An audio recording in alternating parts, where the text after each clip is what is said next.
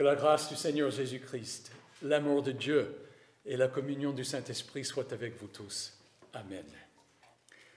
Le texte pour notre méditation est la lecture de l'Évangile de Luc, chapitre 6, les versets 27 à 36. Jésus nous parle. « Mais je vous dis, à vous qui m'écoutez, aimez vos ennemis, faites du bien à ceux qui vous détestent, bénissez ceux qui vous maudissent, priez pour ceux qui vous maltraitent. Si quelqu'un te frappe sur une joue, présente-lui aussi l'autre. Si quelqu'un prend ton manteau, ne l'empêche pas de prendre encore ta chemise. Donne à toute personne qui t'adresse une demande et ne réclame pas ton bien à celui qui s'en empare.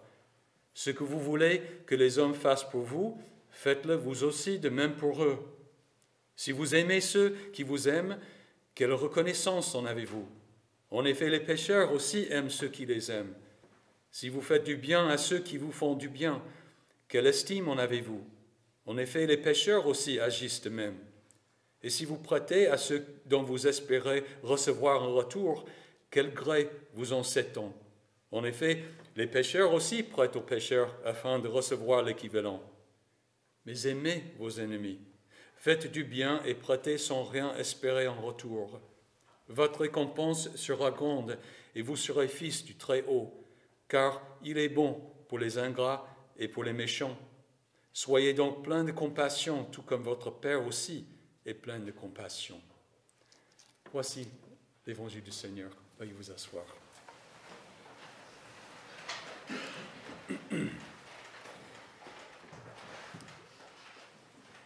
Comment faites-vous face à une petite brute à l'école, ou à un collègue malhonnête au travail, ou un voisin envieux?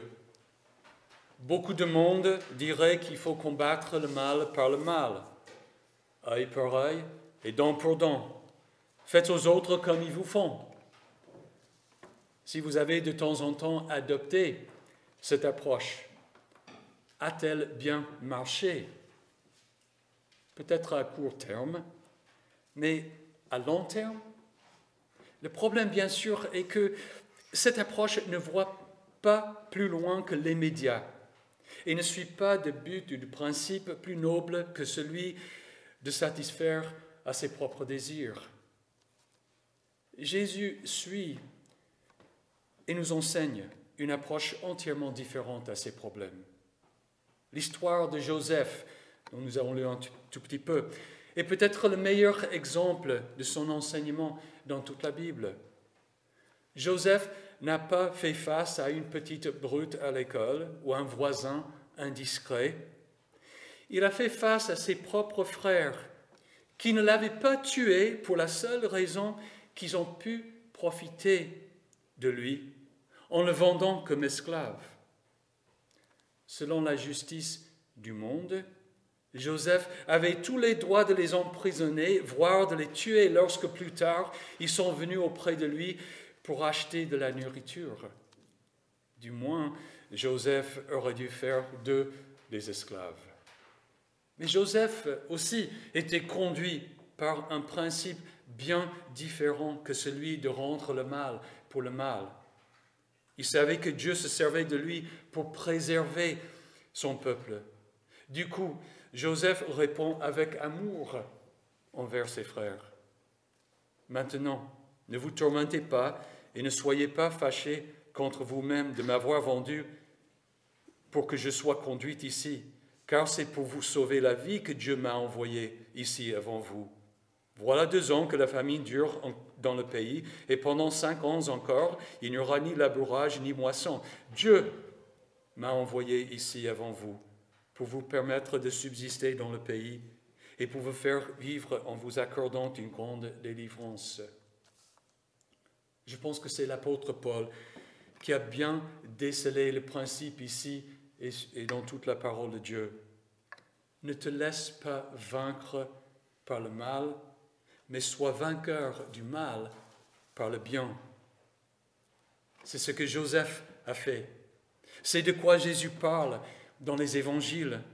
Vaincre le mal par le bien est la manière de procéder de Dieu. C'est alors que Jésus appelle ses disciples à faire. ce que Jésus appelle ses disciples à faire.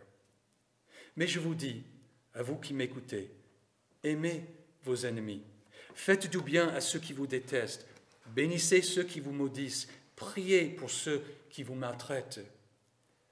C'est ça le programme que Jésus nous impose, afin de vaincre le mal par le bien. Nous pouvons le réduire à deux actions complémentaires, la clémence et la grâce. La clémence est le fait de ne pas rendre à quelqu'un le mal qu'il mérite, le mal pour le mal. Quant à la grâce, elle est un don accordé sans qu'il soit dû. C'est la faveur imméritée. Dans la pensée de Jésus, il ne suffit pas de ne pas rendre le mal pour le mal, mais à la place de faire le bien qui n'est nullement mérité. Quelle gratuité! Ne pas rendre la justice, donner à celui qui ne mérite pas. Est-ce qu'une telle pratique peut aboutir à quelque chose de bon? Pourquoi Jésus veut-il que nous agissions de la sorte? Parce que ça marche. Et c'est comme ça que Dieu lui-même agit. Mais aimez vos ennemis, faites du bien et prêtez sans rien espérer en retour. Votre récompense sera grande, et vous serez fils du Très-Haut, car il est bon pour les ingrats et pour les méchants. Soyez donc pleins de compassion, tout comme votre Père aussi est plein de compassion. Dans un premier temps, cet ordre d'aimer nos ennemis, de ne pas rendre le mal pour le mal, mais plutôt de faire le bien immérité, ça nous oblige à traiter les autres comme Jésus nous traite. À notre tour, agir sciemment comme Jésus, ça nous met constamment face à son amour pour nous, au fait que nous avons été réconciliés avec Dieu grâce à l'amour de son Fils lorsque nous étions ses ennemis. Enfin, ayant toujours en souvenir devant nous le sacrifice de Christ, nous sommes amenés par le Saint-Esprit d'aimer nos ennemis. Et le cycle se répète. Mais faire le bien gratuitement, ça coûte, n'est-ce pas? L'économiste français Frédéric Bastiat a noté au XIXe siècle que, à la vérité, le mot gratuit appliqué au service public renferme le plus grossier et, j'ose dire, le plus puéril des sophismes. Il n'y a de vraiment gratuit que ce qui ne coûte rien à personne. Or, les services publics coûtent à tout le monde. C'est parce que tout le monde les a payés d'avance qu'ils ne coûtent plus rien à celui qui les reçoit. Rien n'est gratuit, que ce soit dans le domaine des services publics ou dans tout autre. Quelque part, quelqu'un l'a payé. Alors, la clémence et la grâce, c'est-à-dire le bien gratuit que Jésus veut que nous fassions aux autres, qui le paie? Nous? Oui et non. Non, parce que la clémence et la grâce sont les dons que Dieu nous a déjà faits et dont nous puisons pour faire de même à d'autres personnes. Christ s'est chargé de toutes nos fautes et de tous nos péchés et les a payés une fois pour toutes. Du coup, bien que nous l'ayons mérité, nous ne connaîtrons pas la conséquence du péché qu'est la mort éternelle. C'est la clémence. Et puis, sans aucun mérite de notre part, Dieu nous a accordé la justice de Christ, son esprit et la promesse de la résurrection à la vie éternelle. C'est la grâce. Tout cela ne nous coûte rien parce que Jésus a tout payé à l'avance. De plus, il promet de nous donner ce dont nous avons besoin pour cette vie, afin que nous soyons sans inquiétude de ce que nous allons manger et boire et de quoi nous allons nous habiller. Ce sont les dons que personne ne pourra jamais se payer, car ils ne sont pas en vente. Or, je sais que nous annonçons cette bonne nouvelle semaine après semaine. Vous la connaissez. Je ne vous dis rien de nouveau. Mais en sommes-nous conscients et reconnaissants? Cette question est importante parce qu'en fin de compte, c'est la gratitude que nous avons envers Dieu qui nous donne la force d'aimer, de bénir, de prier pour et de faire du bien à ceux qui abusent de nous ou nous maltraitent. C'est pourquoi nous commençons notre culte du dimanche par la confession des péchés.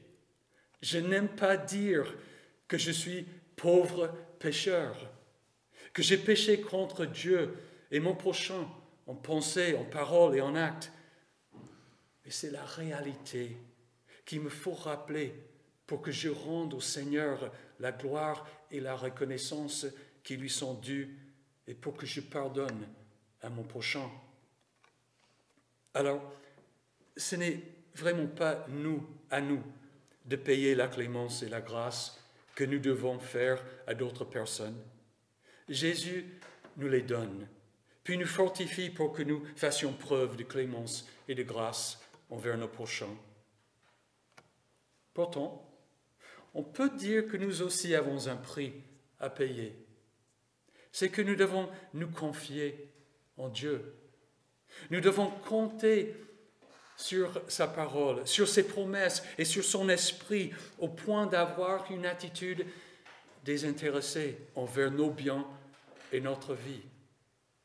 Comme Jésus l'a dit dans un autre contexte, si quelqu'un veut être mon disciple, qu'il renonce à lui-même, qui se charge chaque jour de sa croix et qui me suive, car celui qui voudra sauver sa vie la perdra, mais celui qui la perdra à cause de moi la sauvera.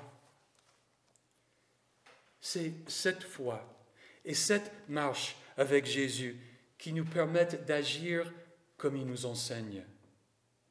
Si quelqu'un te frappe sur une joue, présente-lui aussi l'autre. Si quelqu'un prend ton manteau, ne l'empêche pas de prendre encore ta chemise. Donne à toute personne qui t'adresse une demande et ne réclame pas ton bien à celui qui s'en empare. Ce que vous voulez que les hommes fassent pour vous, faites-le vous aussi de même pour eux.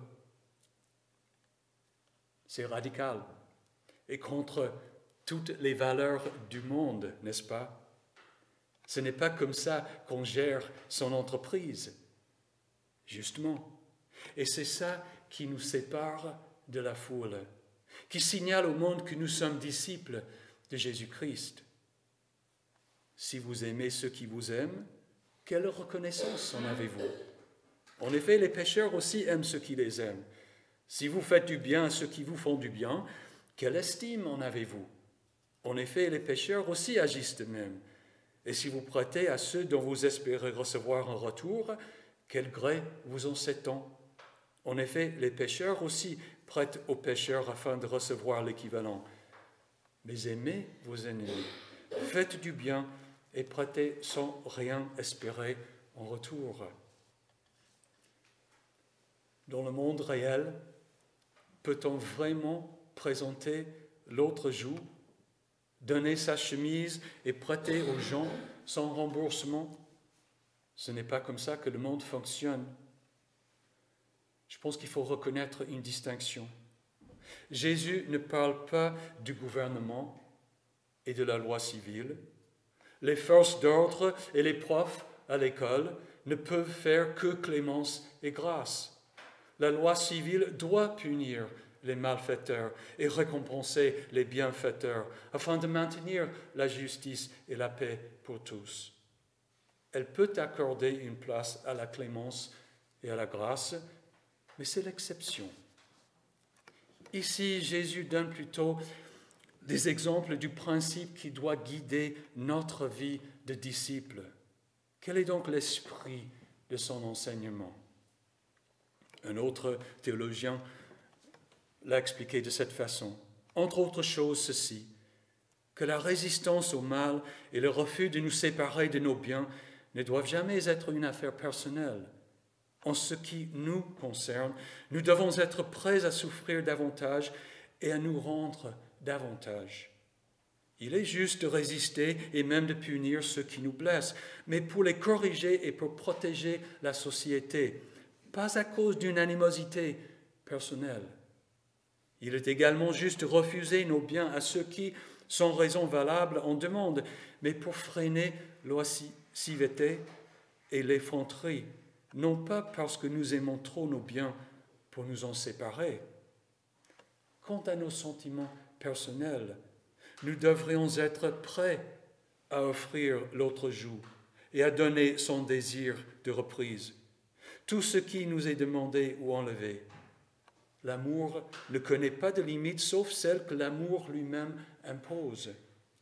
Lorsque l'amour résiste ou refuse, c'est parce que se conformer serait une violation de l'amour et non parce qu'il impliquerait une perte ou de la souffrance. N'est-ce pas comme ça que Dieu nous traite? Son amour ne connaît pas de limites. Le fait qu'il a donné son Fils unique en sacrifice pour nous en est la preuve. Mais justement, par amour, il ne satisfait pas à toutes nos demandes, souvent égoïstes, qui nous seraient nuisibles. Toutefois, notre Père céleste ne lésine pas sur sa clémence et sa grâce. C'est le bien qui a vaincu le mal en nous. Pourquoi ne peut-il pas vaincre le mal en d'autres personnes? C'est pourquoi Jésus nous dit, « Mais aimez vos ennemis, faites du bien et prêtez sans rien espérer en retour. Votre récompense sera grande et vous serez fils du Très-Haut, car il est bon pour les ingrats et pour les méchants. Soyez donc pleins de compassion, tout comme votre Père aussi est plein de compassion. » Fort de ses promesses, ayant l'exemple de Jésus et conduits par son esprit, nous osons nous comporter comme lui. Face à des personnes désagréables, voire hostiles, nous pouvons les aimer, leur faire du bien, les bénir et prier pour eux. Ainsi, nous vaincrons le mal par le bien. Que la paix de Dieu, qui dépasse tout ce que l'on peut comprendre, garde votre cœur et vos pensées en Jésus-Christ pour la vie éternelle. Amen.